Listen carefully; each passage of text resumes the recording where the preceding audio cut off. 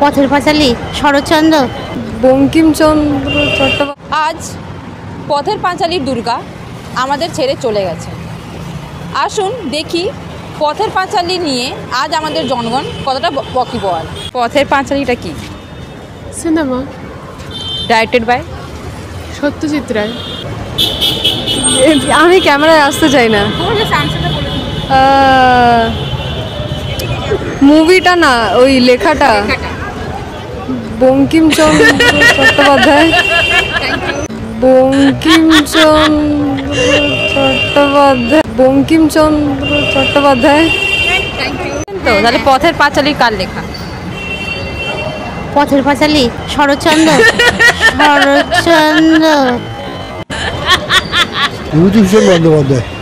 পথের পাঁচালী হচ্ছে যে পাঁচালী পড়তে পড়তে বা যে পাঁচালী দেখতে দেখতে একটা পথ, যে পথ নেভার এন্ডিং পথ, সেই পথের দিকে এগিয়ে যাও, আমার যেটুকু মনে হয়েছে। সিনেমা। ওনার কার, কে লিখেছেন বা কে ডাইরেক্ট করেছেন? বিভূতিভূষণ বন্দ্যোপাধ্যায় লেখা, সত্যজিৎ রায় ডাইরেকশন। একটা গল্প। কে লিখেছেন এই উপন্যাসটা? সত্যজিৎ রায়। সত্যজিৎ রায়। লক্ষ্মী পাঁচালী তো জানেন, বা বাড়িতে নিশ্চয়ই কেউ বৃহস্পতিবার পড়ে। তাহলে পথের পাঁচালীটা কি? আমার ঠিক জানা, আমি এভাবে বলতে পারবো না। পাঁচালীটা কি?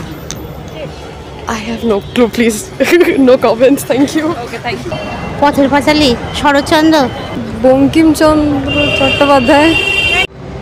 ভাবা যায় পথের পাঁচালী নাকি শরৎচন্দ্র বঙ্কিমচন্দ্রের লেখা। মানে যদি আজকে দুর্গা বেঁচে থাকতেন কি যে ভাবতেন জানি না।